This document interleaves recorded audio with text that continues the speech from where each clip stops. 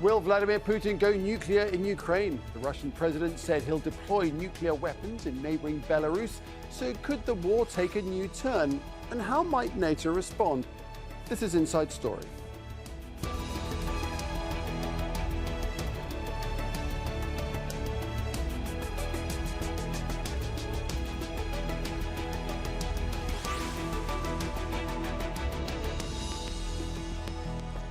Hello there, welcome to the programme. I'm Nick Clark. So, President Vladimir Putin says Russia will deploy nuclear weapons in Belarus, and that's drawn sharp criticism from the West. The European Union called Putin's comments irresponsible and warned that Russia's ally Belarus could face more sanctions. Ukraine has called for an urgent meeting of the UN Security Council, accusing Moscow of making Minsk a nuclear hostage. Putin says the move does not violate any treaties and is no different to America basing its arsenal of nuclear weapons in NATO member states. The Russian president also warned he would be forced to react if the UK supplied Ukraine with armour-piercing ammunition containing depleted uranium. As for our negotiations with President Lukashenko with Belarus, the pretext was the statement of the British Defence Secretary that they were going to deliver depleted uranium rounds to Ukraine. It is still connected with nuclear technologies. It's obvious. However, even out of context with those events and this statement, Lukashenko has been bringing up the question of deploying Russian tactical nuclear weapons in Belarus for a long time. And Lukashenko makes a point. Why do the Americans deploy nuclear weapons with their allies, on their territory, train crews, pilots, how to use this type of weapon if needed? We agree that we will do the same, without violating our obligations. So what about the relationship between Russia and Belarus? Well, they're both part of the Collective Security Treaty Organization, and that's a military alliance of 7 former Soviet states led by Moscow. Russia offered financial support and security to the president, Alexander Lukashenko, during a crackdown on major protests against his rule in 2020. Russian forces also used territory in Belarus to invade Ukraine and launch an offensive against Kyiv. And Russia continues to hold military drills in Belarus near the border with Ukraine. That's forced Kyiv to deploy forces there.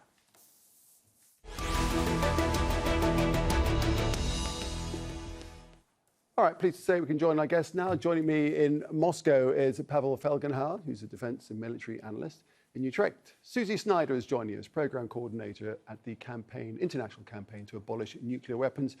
And in London, Samuel Ramani, who is an associate fellow at the Royal United Services Institute. A warm welcome to all of you. Pavel, if I could start with you in Moscow. So Vladimir Putin says all this is in response to a long-standing request from the Belarusian leader, Alexander Lukashenko. Safe to say there's more to it than that. Lukashenko has been for some time publicly lamenting that he made a grave mistake in the 90s when he repatriated former Soviet nuclear weapons from the territory of Belarus to Russia and turned Belarus into a non-nuclear state, that if he would have retained, he said, these weapons, then Belarus would be better off. And he was asking Moscow to return some weapons back. And, well, right now, Russia sort of agreed. But this is more a political, of course, bargaining thing. The military significance is, well, there is, of course, military significance, but this is primarily a political move to reinstate some nuclear weapons in Belarus. And of course, that will happen somewhere in the second half of 23 at the earliest. Isn't it just about really all it's about? It's just raising the threat level, Pavel? Well, yes, it raises to some extent the threat level, though apparently these weapons will be kind of a double key, mimicking what the American nukes in Europe are. Double key meaning it needs okay from Washington and respective European capitals for usage. And here it will be Belarusian aircraft and Belarusian missiles supplied by Russia, short-range ballistic Iskanders that are nuclear capable, and there'll be some Russian nuclear weapons stored that may be attached to them. But of course, this may give additional capabilities, but not that much. This is not the Cuban Missile Crisis of the 1962, No. because, well, Russia has the Kaliningrad enclave, and it has nuclear-capable weapons, and apparently, though officially it's not confirmed, nuclear weapons in Kaliningrad, and Kaliningrad is more to the west than Belarus, and more or less covers. Let's get the view now from you, Pavel. Thanks for that. So, Susie Snyder, does this ramp up the danger of escalation, do you think? Well, it absolutely does increase the danger level. I mean, anytime that you start moving nuclear weapons around, there are lots of risks. And what we're seeing here is the addition of new actors into the decision-making process, and that opens the door to miscommunication, to accident, even under a double key arrangement. There's still safety issues that are of grave concern. Not only that, but it also introduces the possibility of further use of nuclear weapons, or the use of the weapons, which would be catastrophic no matter where they are targeted. And Samuel, that's the thing, isn't it? Because just the mere mention of the word nuclear makes everybody sit up and take notice. And this is the president using that kind of ramping up of the threat level, using the uncertainty to what he would perceive to be his advantage. Well, I think that's been a long-standing Russian policy that really dates back long before this conflict. I think that we saw that the Russians used the threat of nuclear weapons to deter Western arms shipments to Ukraine, especially the movement of tanks and fighter jets. That clearly has failed as a deterrent. So now he basically is ratcheting up the threat as NATO support for Ukraine continues 1 year into the war. And what Susie is saying, also, you can throw into the pot the fact that the moving weapons to Belarus moves them closer to Poland, to Latvia, and to Lithuania, doesn't it? Well, it definitely does. And this has been in the motion for over a year now, because the Belarusians held a referendum last year. 65% of the people voted to keep these nuclear warheads on their soil, supposedly under those non-free and fair conditions. And then the preparations were well underway. And given the fact that Russia has had so many tensions with Poland and Lithuania over issues ranging from the trade from Kaliningrad to Poland's very hawkish support for the Ukrainian cause, early movement of tanks, rapid increases in defense spending to 3% of GDP, and Lithuania has effectively annihilated its diplomatic presence inside Russia, this is clearly a warning shot and a threat to both of those countries, as well as a show of solidarity with Belarus, because since the 2020 protests, Belarus has said that its sovereignty is being threatened by NATO, by Poland, by Lithuania, and now Ukraine. And this plays into Lukashenko's propaganda as well. Susie, outside of the general nuclear threat, how do you perceive the game on the ground within the auspices of the Ukrainian conflict? How does it change that, do you think? Well, again, it brings, again, like I said, more actors into this. And it raises the likelihood of the use of nuclear weapons. And that is something that we have seen repeatedly, makes people in Ukraine, makes people in Eastern Europe, makes people here in my neighborhood in Utrecht, an hour's drive away from US nuclear weapons, nervous. And it increases our concern to the point that last year we had a run on iodine tablets, not just in Ukraine, where we've seen images of school teachers trying to explain to children where they need to go in the case of the use of a nuclear weapon. And we've had a generation that this hasn't been at the topmost of people's mind. And yet now it is. And we know without a fact that any use of nuclear weapons on any population would be catastrophic, and there is no humanitarian response. Now, we can imagine the horrifying result to introduce nuclear weapons into the current conflict, in which there's already almost no humanitarian capacity left. And to bring this possibility, to bring the long-term effects of a nuclear weapon into this would just be terrifying and catastrophic. All right, we can see the threat. Pavel, what about the timeline here? You mentioned later in 2023. The experts are saying that there isn't, as yet, doesn't appear to be any satellite imagery that suggests that there is a nuclear weapons storage facility is being built in Belarus at this point in time. What do you think about the timeline? Is Vladimir Putin exaggerating how soon all this will happen? Yes, of course, you need nuclear special facility of the 12th main directorate of the Russian Defense Ministry to keep and maintain the nuclear devices when they're not attached to delivery systems. Lukashenko has boasted a couple of years ago that when he was asking for Russian nuclear weapons, that he maintained in good order the nuclear facilities, the so-called S-bunkers, that were in Belarus during the Cold War and Soviet times, when, of course, the Belarusian military district was one of the main and most militarized parts of the Red Army. And so right now you don't have to build it, you have to sort of renovate it and see that it's in working order. And that's basically what Putin was saying, that we're going to renovate them. So it won't really take that much time to prepare, most likely. The other thing is, does the Russian military really want to have nuclear weapons, any large numbers on Belarusian territory? Because even if it's under Russian kind of control, there's the Belarusian military there, and Lukashenko has demonstrated and said that he would maybe want to have some nuclear weapons of his own to maintain his rule using a nuclear blackmail. So there could be some dragging of feet by the Russian military, because deployment in Belarus does not bring that much military direct dividend, but brings some risks. So yes, Putin said it will be after the 1st of July, but will there be there? How many? Will there be these real nuclear weapons or just dummies to make Lukashenko happy? That's an open question. That's an interesting side to all this, Susie, isn't it? The fact that Russia deploying nuclear weapons in Belarus could end up being a threat to Russia itself. Well, absolutely. And I think that's something that is often underestimated. The use of any of these weapons, including what are so-called these tactical weapons, which are often described as smaller, they're still nuclear weapons. They have a massive impact, much bigger than conventional forces. And the use of these weapons would have a detrimental effect on soldiers, whether they be Russian, Belarusian, or Ukrainian, as well as on civilian populations.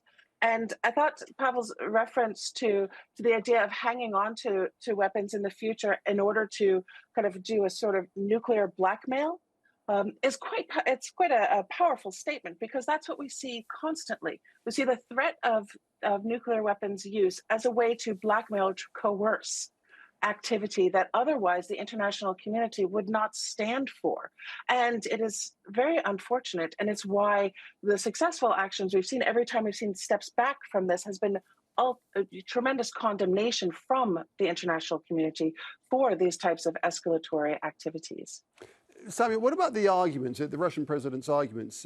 What are Putin saying? Well, Europe, you host US nuclear weapons. Why should we not dispatch some to Belarus? Perhaps, first of all, just tell us which countries host US weapons and how does it work? How many US bombs are there, as far as you know?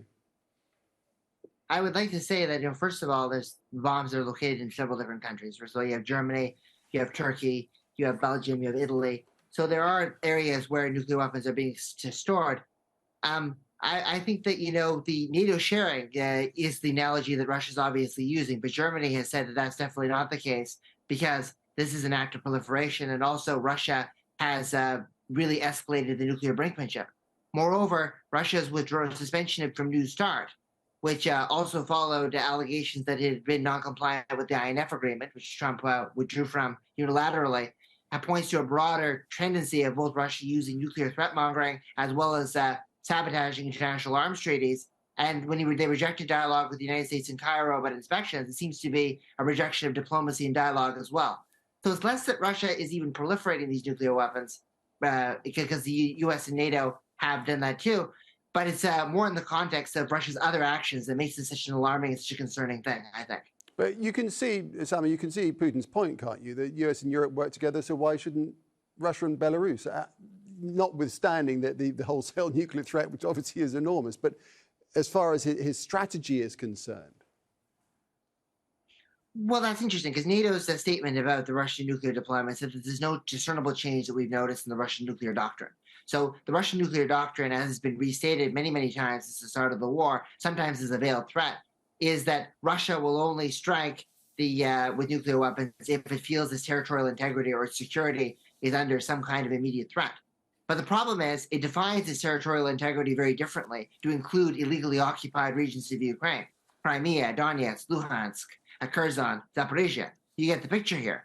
So Russia is effectively not only broadening the proliferation regime by going from towards Belarus, but also threatening to use nuclear weapons to effectively justify illegal occupations and illegal seizures of territory. It's using nuclear threats to justify violations of international law, whereas NATO's nuclear weapons use are through sovereign agreements with respective member states and are being used to defend the sovereignty of countries under international legal frameworks. So what NATO has done is illegal and above board. What Russia has done is clearly illegal. Pavel, what do you make of that? Russia using threats to justify the violations of the international law? Well, Russia is using, of course, its nuclear arsenal for nuclear deterrence, basically. And that's how nuclear weapons have been used since 1945 by all sides. And that's basically legitimate because, that's what nuclear weapons were made for deterrence, which is the same word for brinkmanship, or actually it's more or less like blackmail, but it works. So that's when Russia threatens that says that there's a possibility of usage of nuclear weapons because it's involved in a rather high-intensity military conflict, and it is a nuclear superpower. Yes, that's true, and that's the normal use of nukes.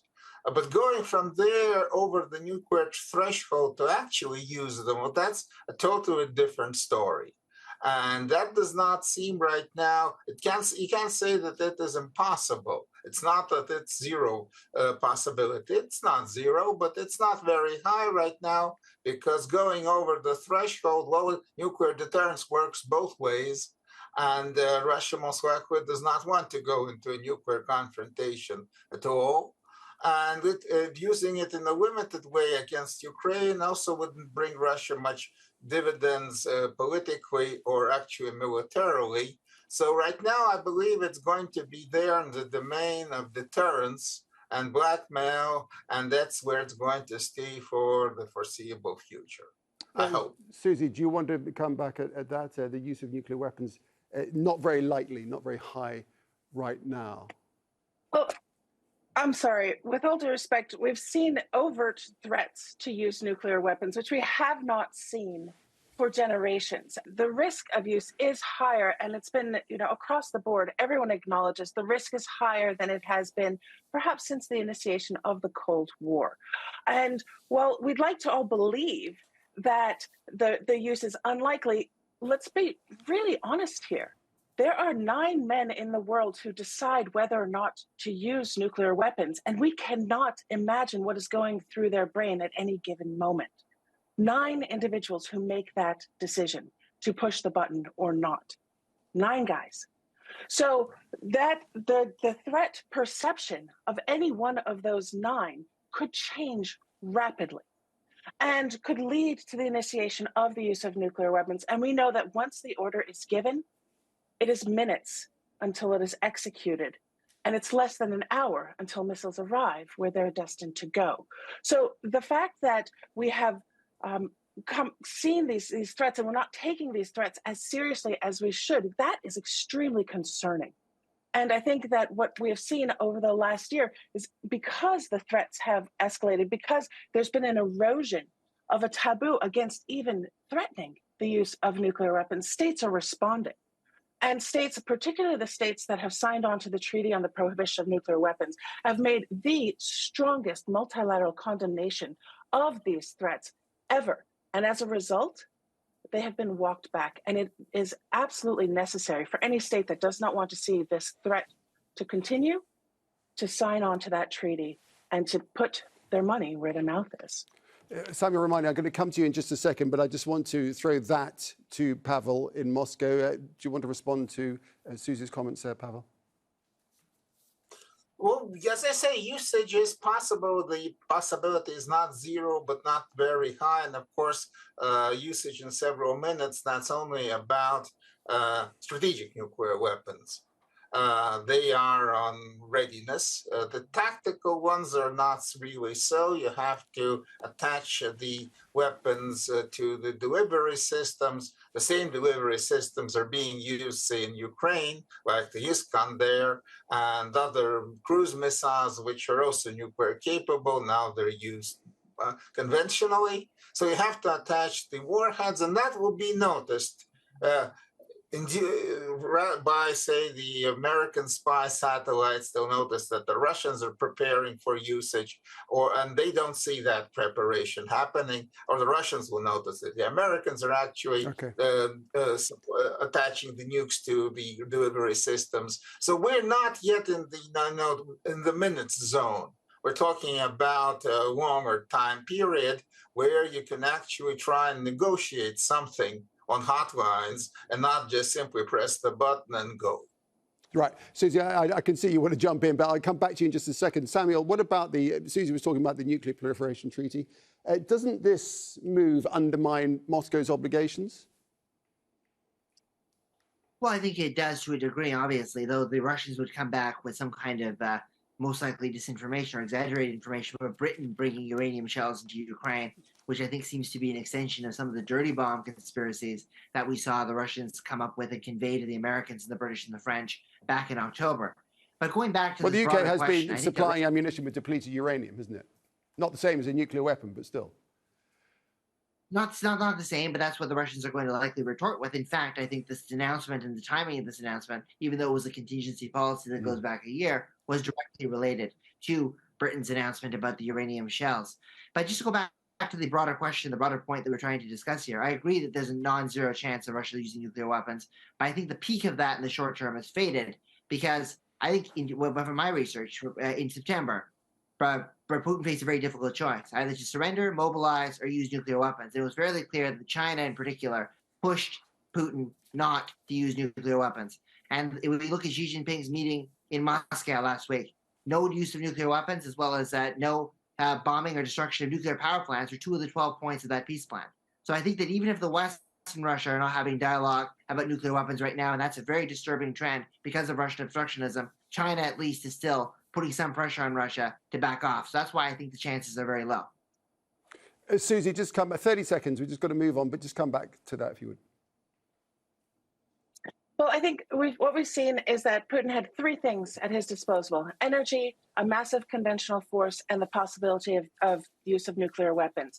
The energy risks and the conventional force we've seen have been decimated. I worry about how close he is to authorizing that nuclear strike, which, as Pavel noted, we are minutes away from a strategic strike.